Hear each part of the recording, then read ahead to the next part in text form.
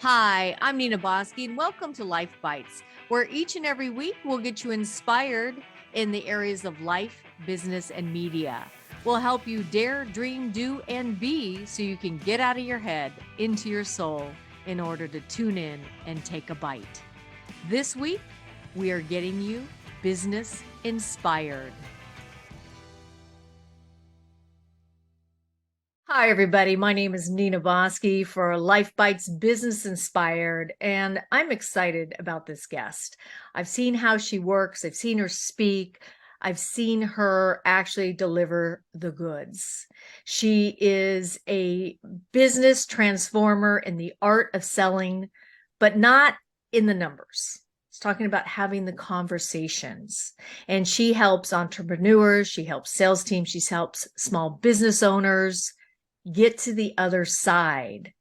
And here I talk about the energy of sales. She talks about having the right conversation. So welcome to the show, Nikki Rausch. Thank you for having me. I'm so excited to chat with you about this. Well, it's fun to, almost, come into this conversation talking about, I think, something that's really important. And because one, I've been a salesperson in my sales career, and two, I've helped salespeople as well. One of the things that I see time and time again, Nikki, is where are the numbers? Where are the numbers? Where are the numbers? And you and I both know it's not always about the numbers. Why isn't it? I believe that, you've probably heard this before. Repeat business is always the easiest business to earn, right? Mm-hmm. And the thing about repeat business is it doesn't just come. There has to be relationship there. So spending time developing relationships, building deep connections, deep rapport with people will serve you and your business long term because that will be the business that you'll continue to earn. Those people will become ambassadors in the marketplace for you. So you'll have business showing up because somebody else is out there tooting your horn for you. So you're not having to do it yourself. So I get it because I come from this corporate background where it was always like, what have you done for me lately? Doesn't matter how many millions of dollars you sold last month, Nikki. What are you going to sell this month? Even when I was outselling my teammates by $1 million a month, it didn't matter. It was always like, you're starting at zero because the month just changed over. So I get it. And I think it is so important. And my success was built on, it was about relationships for me. It was always about building rapport, making deep connections. And my business just grew from there. So let's talk a little bit about your impressive corporate background. Where exactly do you come from to talk about selling in corporate America?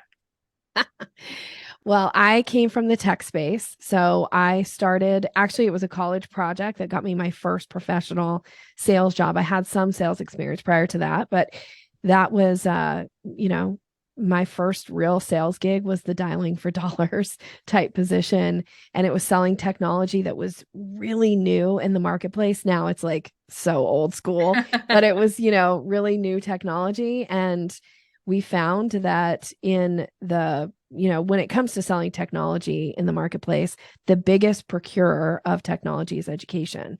So I spent a lot of time selling to schools, but realistically, as I moved up in my career, moved up to the manufacturer level from the dealer level, I was learning how to build relationships with distributors and dealers who were then selling to the end customer.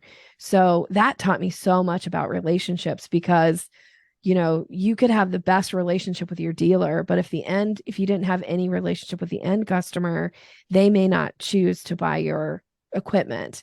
And if you had a relationship with the end customer, but you needed the dealer to help close the deal, it was always about relationship.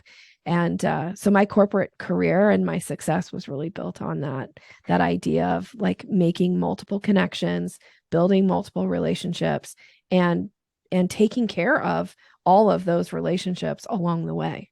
And there's a saying you have on your website. It says, my focus is on having the sales conversation itself. I give people the what to say and when to say it so that clients who implement bring a significant increase to their revenue and find more satisfaction in working with the ideal client.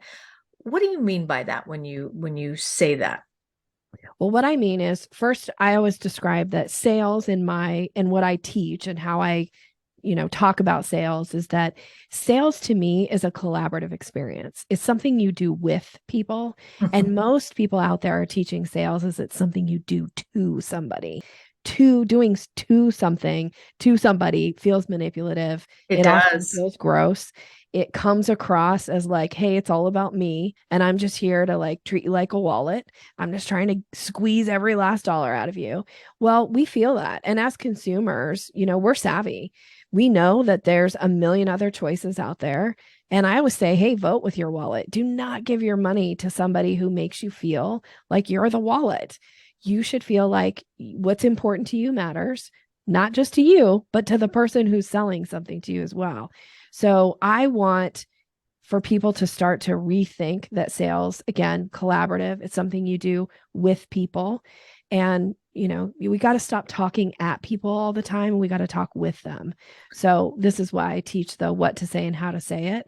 One of the biggest things that people often miss in a sales conversation as the seller is they spend too much time talking and they don't ask enough questions. I think that is you've hit it when you say that because I've done it in my sales career, especially if I was nervous and giving those big presentations. Yeah. I'm talking so much that I've walked out of the meeting going, well, what do they want? Are they ready to buy? I'm not sure.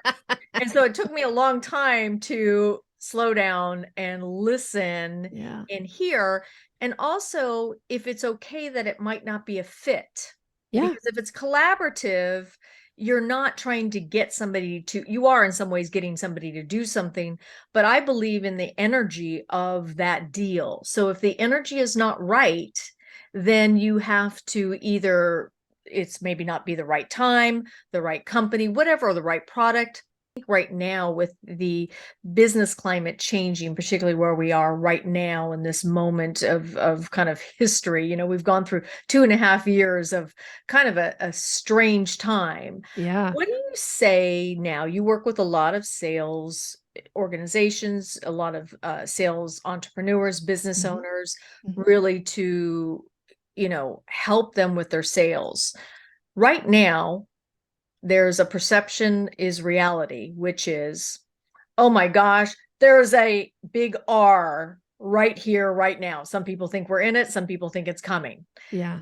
How do you offset the motivation and inspiration of not only a sales team, but an organization that may feel a little deflated?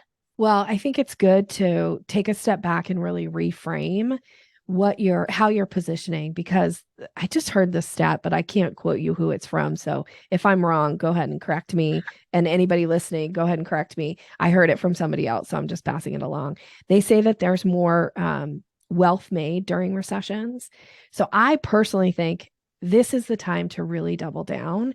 This is the time to lean into your business.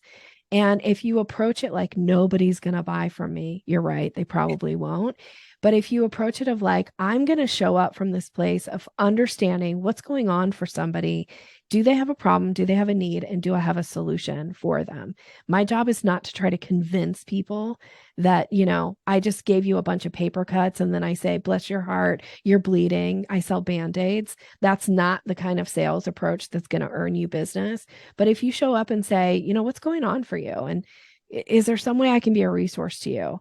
And you mean it sincere and you build relationships, then when the business is available, people are going to give it to you first and foremost. So there's always an opportunity to earn business. Now, the other thing too, and I've been talking about this a lot with clients, is that there's a good opportunity right now to create some additional offers in what you have. And maybe a downsell offer is a really important offer for you to have in your back pocket. Doesn't mean it needs to go up on your website, doesn't mean that you need to like shout it from the rooftops or promote it like crazy, because I'm not asking you to give up your existing business. But if you have somebody who comes to you and says, look, we've got to cut expenses. And, unfortunately, your service is one of the ones that has to go. If you could say to them, well, this has been something that's been important to you guys, and I understand that you've got to cut expenses. If I was able to offer you a version of what we've been doing and save you a little bit of money, would you still consider working with me? Versus it's either like you either get this or you don't. And that's a yes or no. But Mhm. if it's like, hey, I've got this other option, now they've got some choice. So don't be afraid to create a downsell offer. And I think it's important to have one in your back pocket right now. I used to sell advertising. So for us, you're selling air. So as long as you're Mm-hmm. not sold out, you have the ability to work with clients, right? Because you are Yes, selling yes. airtime, not Right. necessarily a product that you have to make and manufacture. Yeah. But there's only so much airtime that you have, right? Yeah. But I do believe in that philosophy as well. So you're not just going, okay, thank you, Yeah. putting your, hands be your tail between your legs and going on to the next potential sale. Can anybody be a salesperson? Absolutely. I truly, truly mean that. There's such a misunderstanding, I think, or a misconception out there that you have to be an extrovert to be successful at sales. Well, I'm an introvert, so I'm an example of somebody who's been really successful at sales. And you have to be this huge, like, never take no for an answer. I don't believe in that philosophy either.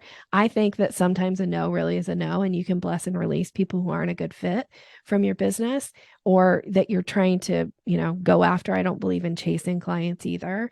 So when you create these relationships and when you understand the process of selling, and this is why I do what I do, this is why I teach. Here's a 5-step process to a sales conversation so that you don't have to show up and try to sell like somebody else. You don't have to like take on a persona that doesn't fit you. If you're an extrovert and you're kind of shy, that can still work in your favor as long as you understand what's the process of a sales conversation. Where am I? What step am I on? What should I do or say next? You don't have to be like, oh, I got to be this aggressive, elephant hunter and I got to go kill the big game. That is what scares most people away from selling. And they think, well, I'm not going to do that. That sounds horrific. Yeah, it does, So, doesn't it? yeah. So, of Even you course, you don't saying think that, you that can be at does. sales. Yeah. Yeah. So, of course, you don't want to do sales. So, I truly, truly believe that everybody can be successful at sales. It's learning the structure and the strategy.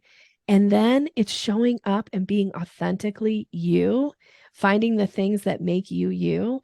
Because, think about it. We've all been on the receiving end of somebody who is super aggressive in sales, and we've had a great conversation with them, and they've been kind of fun and challenging and kind of pushy, but at the same time, kind of charming. And then we've been on the other side of somebody who's been really aggressive and pushy, and we really want to tell them, like, to go kick rocks. One person is being their authentic self. The other person is just being a jerk and trying to sell like somebody else because somebody somewhere told them that's how they have to be. And it's not authentic and it doesn't resonate. And I can give examples on the other side too. Somebody who is a little bit passive, a little bit soft, and you go, gosh, I love working with this somebody. And somebody else who's a little bit soft, a little bit passive, and you think, grow a spine. Like one is authentic, Yeah. one And isn't. One has strategy, one doesn't. it's interesting. You're also talking about the energy of the person because Mhm. authenticness is something you Yes. feel in Yes. somebody. You can Yes. tell when somebody is just reading a manuscript, so to speak, and somebody that's actually being who they are. Yes. I got a question for you as it relates to what you're talking about. Okay. So, getting to the potential customer is really the challenge these days. Unless you have an in into a company, it becomes a challenge. So Mhm. what happens is that I'll get these emails from people that want me to get on a call with them. Mhm. And it's to your point about, okay, you just lost the sale. I don't mind people following up with me, but where the challenge comes in is if the manipulation is to make me feel bad. I Ugh. guess I'm not a priority on your list. I'm going to Oh, give you one more time and I'm going to stop emailing you. And I'm thinking, well, you good. can stop emailing me now because guess what? You just lost the sale, right? Or Yes. or even a potential talk. So how do you reach customers today? Because that's from my standpoint, that's a big question I get asked, and Mhm. even with myself, it's not easy to reach that ideal customer. So Hmm. what do you say to people? Well, I think there are three strategies that you can apply to warm up a sales call. The one that is the actually most effective is usually the one that people go to last. And that is using your network and using your connections and asking people to make introductions on your behalf Wait a to the minute, right wait a people. minute. I agree with you on Thank this you. one. Thank you. Even for myself, I sit there and I go, I've got a wealth of networking possibilities, and I go outside of my network so many times. That's, Yeah. I think, and then when I ask people that, they go, "Oh, I should do that." And I'm like, "No, you know what?" Yeah. So I love that. But we all shy away from it because we're like, oh, I feel uncomfortable asking. Don't, because people love to help you, especially people who know you, who like you, who believe in you. They'll be happy to make an introduction. It's very light lifting on their part. So they'll be Yes. happy to make an introduction as long as you do it in a really kind and appreciative way. People will be happy to make introductions. And frankly, that introduction, you get to ride the coattails of whatever the credibility that that person has with the person they're making an introduction for you. I had this, I love to tell this story, and actually, I love when she tells it. But I had a client a few years ago who was really struggling to open a door in a different department of a company where there was a real opportunity there. And he had said, well, one of her clients had said, oh, you need to call so and talk to so and so in this department. So she'd reached out, got nothing. She came back to me. She's like, it's not working. He said, and I said, go back to him, let him know that the person that he had introduced you to wasn't responding, and just ask him if he has any advice. And he said, you know what? I'm going to do you one better. I'm going to actually personally introduce you to this person's boss. This turned into be a multi-million-dollar sale for her once Wow. she opened that door. And it went on. It actually ended up, I think she ended up closing like $10 million in sales that all came from that one first introduction. So, she's like the perfect example of a client. And it wasn't really that hard. And really, I just strategized with her of like how to make the ask. And once she did it, she was off to the races and running with it. And it's still a strategy she uses today. So warm up your sales calls, ask for introductions. That's the easiest way. Mhm. The second easiest, and not as easy, but like the next step down, is to use what I call name dropping. Now, don't name drop people you don't know, and don't name drop people that the other person doesn't know, because that Didn't doesn't you wait a work. minute? Didn't you used to work for the Bill and Melinda Gates Foundation? I think I you did, sold to right? them. You I sold sold to to them. them. You sold to them. So, Yeah. oh yes. So we aren't going to drop their name just in case we're not selling to them or Yeah, no. because if you ask them, do you know who she is? They're gonna say no. I didn't meet them. I just sold to their organization. Got it. So yeah, but use name dropping. If you know somebody who knows you and you see that, oh, Nina's connected to so and so on LinkedIn, they could use your name if they know you and they can see the other person knows you and says, hey, I see Nina, and you know I work with Nina and I do this with her, and I'm wondering if I could help you with this. That is going to carry some credibility, not the same as if you, Nina, make that introduction for Yeah. them. So name dropping works in some instances. And then, like, the third way you can warm up is like minded. So you look for like minded type opportunities. Now you have to so this goes into a deeper conversation and something that I teach. It's the way you structure the message and the way you write it. Most people write like we have a thought and then we type it out. But the problem with that is that it's from your perspective, and that isn't interesting to a reader who doesn't know you. So you have to learn how to tweak your messages and make them more interesting to the reader. They need to be from the reader's perspective. So when I say like-minded, that means the messaging has to be more tailored to their business. So this shotgun approach of like, I'm going to send out 8,000 emails all with the same message and see if anybody responds. Chances are you just wasted a bunch of time sending out 8,000 emails to 8,000 people who are just going to hit delete. Well, I so agree with you because what was it? I just got one just like a couple of days ago, and it was, oh, Nina, as a coach, I know, and it was a like coaching like as like health and fitness.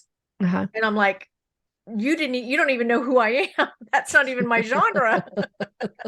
So to your point, it was obviously a mass email being Yeah. sent out to the health and fitness. And that person literally, I got on some list or something, and they're thinking that I'm a health and fitness coach, and that's not who I am, right? So I I love agree. the I know, I love the ones where people are like, "Oh, you're so credible in your space, you could really do well if you wrote a book." And I always want to say, "Well, I've written 3. Thanks for doing your research." It's like or somebody who's like, "You would be great to have your own podcast." Well, I've had a podcast for 2 years, but thanks for telling me I should consider having a podcast and not doing your homework. It's Yeah. such a turnoff to the reader. And all the person would have had to do was search my name and they would have seen like, oh, she clearly has a podcast. Well, and not only that, but you clearly have, I know I saw one book in there, but tell us the books that you do have though, because I saw one book in there, but So tell I us. have I have 3. My first book is written from my background in neurolinguistic programming. It's called 6-Word Lessons on Influencing with Grace. So it's these tiny Ooh, little tips on how to be more influential in your conversations. love The it. second one is called Buying Signals. So that's a very specific topic. And it's something that if you're in sales and you don't know how to recognize and act on a buying signal, spend 30 minutes, read that book. It'll absolutely change the way you approach your sales conversations. And then my third book, which is my most robust book around selling, is where I break down my signature framework, which is called the selling staircase. So it's the 5 steps to a successful Mm. sales conversation. Well, and I think that, all of these could be very useful to somebody that may be either listening or watching this podcast, because I love what you said also about buying signals. So all of it is good, but Thank I you. cannot tell you how many times I've been with salespeople and they're so into their script in their head. They're not listening to the buying signals that are coming back. Like, oh, well, if we did this, we might not be able to do it until spring. I'm like, ding, ding, ding, ding, ding. Yes. Hello, let's ask for the deal. And so I go, Yes. did you ask for the deal? Oh, no. I just wanted to say hello because I didn't want to be too pushy. That makes the top of my head want to spin off. You know, when you're new in sales, I think that's a scary thing to do, to learn how Yeah. to ask for the deal and to really pay attention to those buying signals. Is there one set of advice besides buy this book? Because that would be a big one, and also all of your books. But is there something you say to people about creating that awareness for that buying signal? What to look for? Yeah. So you look for questions and you look for statements that make you think, oh, and if you're not sure if it's a buying signal, if it's not super obvious, like, I'd like to buy from you, which sometimes even people miss those, um, then check, ask another question, ask a question. So the example that you gave, like, well, we couldn't really do this until the spring. Follow up with an invitation. Well, if we could, get this set up and ready to go, is this something you'd be willing to sign the contract now? Like, ask a question that is an invitation for them to take the next step, because it's super important that you remember, what you're selling and what the process is of getting that sold. The client or the prospect, they don't know what the process is. It's your job to be the guide. And the way that you guide is by asking questions, by issuing invitations. So if you're not sure, like, ooh, did that person just give me a buying signal? Follow up with a question in a form of an invitation. Is that something you'd like to talk more about? Is that something I can get ordered for you? Is that something you'd like to sign up for? Any of those are invitations. They're all questions. And then here's the most important thing. Once you've issued an invitation, zip it and wait and let the other person respond. Oh, Nikki, Nikki, Nikki, that is a really good advice for Thank you. somebody, especially new salespeople, even more veteran salespeople. We keep talking. We don't like that pregnant pause. And all they're doing is thinking maybe of how they can do this and put this together. And the other thing that salespeople do is they drop their price before there's even an objection, because there's that pause. back in the day, I used to do that a lot. And I go, oh my gosh, stop it, Nina. Right. Yeah. They didn't even say they wanted a discount, but I didn't like that pregnant pause. So I go, oh yeah, and we can do it over 3 months, or let me see if I'll go back to my general manager and see if I can offer you a better deal. And they're not even asking for it. That's such an important one. I learned this lesson in my early 20s, and thank goodness I had this incredible sales mentor. His name was Russ Short. He has since passed, but for 20 years, he was my sales mentor. I loved him to pieces. I learned so much in my early 20s. He was a very gruff kind of sales guy, and he taught me this lesson because he yelled at me one day when I was in his office asking for something, and he said, "Stop talking," and he like yelled it and put his hand up. And I was like so scared of him. I was like shocked. I was like, oh no, Russ is yelling at me. He says, "You're selling past the close. Get out of my office. I already gave you the answer." And I was like, oh my gosh, it was the best lesson ever. And I teach people too, is that you have to learn to be comfortable in that silence. Silence in it is an advanced selling skill. If you keep talking, you're selling past the close, and you may just talk the person out of buying from you. That is so true. That's really good advice. So I have two other questions for you. One Okay. of them is for the salesperson or sales executive, and the other one is for the sales manager or business owner or president that may be running sales. Okay. Okay. So let's go with the sales executive. Okay. What are the three things that you think a sales executive needs to know going into 2023 with the business climate the way that it is? I think they need to have a deep understanding of the value that they bring with whatever they're selling. So they need to have a real clear, and they need to be able to articulate that. They need to understand what are some of the biggest struggles that their clients may be facing in the coming year, in the next 6 months. And they need to be really clear on what the company is budgeting and or what they're willing to spend. If you don't know those three things, you're going to have a really hard time closing sales in 2023. Yeah, because you don't want to go way over budget and you don't want to go under budget as well. Because those things. What happens if you don't have a sense of what their budgets are? Sometimes you just don't. Yeah. They won't give that information up. If they absolutely won't give that information, well, I kind of want to can I give you kind of two Yeah, answers? yeah, sure. Okay. So one of the things that, let's say like you ask so what's your budget? And they're like, we're not really sure. One of the best things you can do is give some type of a range. So you would go back to that, your response to that, like, well, we're not really sure. And you could say, well, typically, the type of products that we're talking about or the type of service that we're talking about, it ranges in price between X and Y. So it doesn't matter what your range is. I don't care if you say $10 and 100,000, but say something, be more realistic. Don't say something that's not true. So typically, to work with me, you're looking at anywhere from $197 a month, could go all the way up to about 2,000. Given that, where do you fit in that range? So you could go back and ask them, where do they fit? And That's if good. they're still like hemming and hawing, okay, your job as the salesperson is to understand what's their problem, what's their need, what's their want, and then recommend what is going to solve that problem or meet that need, regardless of the price. So stand in your place of authority and credibility and recommend the right solution, not based on what you think they'll pay, not based on some little weird, mindset stuff you've got going on, because we all have that too. Recommend what they need and then let them tell you it's out of budget or whatever, but really stand in your place of credibility and recommend what they need.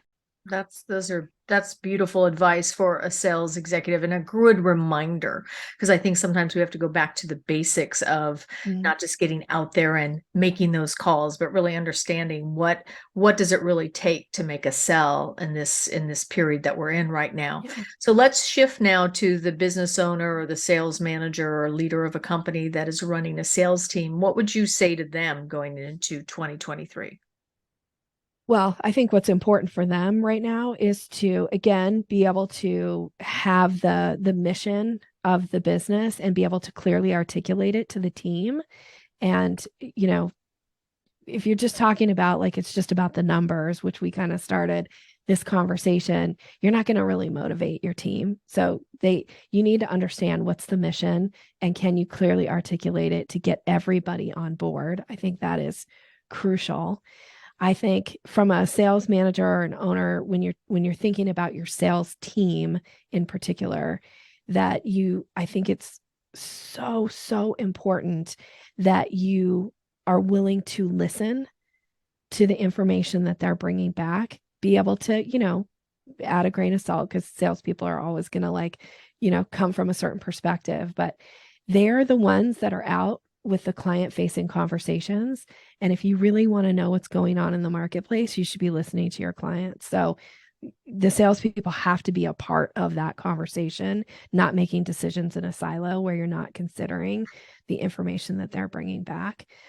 I think the third thing too is just to have realistic goals that are achievable for your sales teams. Because if you're always having salespeople miss their goals and it's always hanging over their head of like, you're going to lose your job next month, probably going to lose your job the month after that, you're going to have team that as soon as they can get away from your company, they will. Because good salespeople can go anywhere and they can sell anything. So you got to value your team.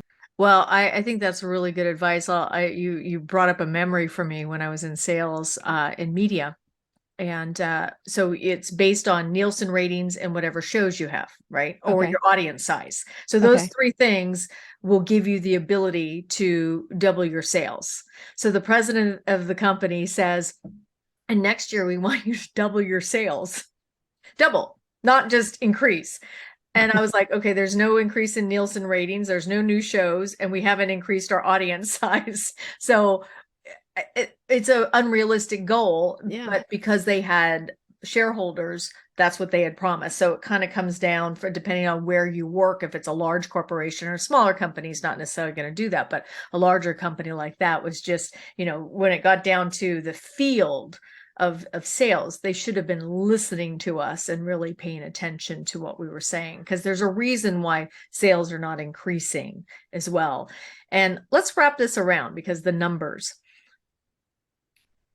still in corporate America, I just had this happen about 6 months ago. There's three executives: general manager, sales manager, and local sales manager I was dealing with, and they oversee sales. There's about 15 of them. Every single one of them says, what's going on with your numbers? What's going on with your numbers? What's going on with your numbers? And because I talk about the energy of sales, and you would know this because of NLP training that you do. If I start becoming robotic and it starts becoming just part of what I hear in the background, and I don't start using my frontal cortex, which is the relational, which is what you're talking about, which is the conversation. So if a salesperson is not performing where they need to be, and they've had all the training, just like the other salesperson that's kind of, blowing it out of the water, what do you say to the sales manager, general manager, business owner that comes in on Monday morning and goes, let's look at those numbers. Let's look at those numbers. What do you say to him or her? I would say, what's going on with the person? Yeah. Because the person is going to make or break. You think maybe you think not so much in today's climate, or you can just replace, if your churn is just constant, like I'm just churning through salespeople constantly, then at some point you need to take a step back and look at yourself. You shouldn't have that kind of turnover in your business. And the idea of recruiting and bringing on new people, training them up, the impact that makes to your customer relationships. When you churn salespeople all the time and your customer constantly has a new account manager, they know there's something wrong with your company, and they're not looking at it like it's the salesperson problem. They know it's a management problem. Yes. So at some point you got to take a step back and own this. If you are losing people like crazy and because you're firing them because they can't hit their numbers, So either you need to do a better job of recruiting, or you need to do a better job of training, or you need to do a better job of managing. You Mm, need to take some ownership here, because it can't just always be, well, the numbers say you're not doing your job. Well, you should be fired then, because you're not doing your job for bringing people in who can't hit the numbers that you set. I mean, come on, take yeah, some ownership. that's some really good advice there. So for a salesperson listening to you right now, how do they get a hold of you if they want to learn more about what you do and your services? And my last question to you is, what would you say to a salesperson who is just starting out? Okay, so Yeah. let's start with the first one. How do they reach you? Okay, well, the easiest way, I'm going to wrap it around a gift for your audience, if that's okay. I have an ebook. It's called Closing the Sale, and it talks through some of those steps that I had mentioned in the sales conversation, gives you some language suggestions, and it's really about boosting your confidence. It is a super fast, easy read, and it's impactful. It's something you can immediately implement. So you can get that by going to yoursalesmaven.com/BB. So this is for your listeners. So yoursalesmaven.com/BB, and you'll now get the ebook. We'll be connected. And Hey. then for the person who is just starting out in sales, you have to learn how to find your own way. And there are there's structure out there. There are people who are doing what you've done and been very successful at it. So ask questions. People love to mentor, people love to coach. You have to find your own way in sales, but don't be afraid to ask some of the top producers in your company, or some of the people that you see around you that are having a lot of success. Ask them questions. They will give you answers. Well, what a wonderful way to close today, because you are an inspiration in our Business Inspired show today. And I'm just so thrilled that we were able to get you on the show today and to be able to help in the area of sales, because I think having the right conversation is probably one of the most important things to have in our toolkits. It's not just about the numbers, it's about who you're talking to and what kind of conversation you're going to have. And I love your collaboration comment as well, because I do think sales is a collaboration effort as well. Thank you for having me. All right. I am Nina Boski for Life Bites, Business Inspired. And remember, until next time, take a bite out of life before life takes a bite out of you.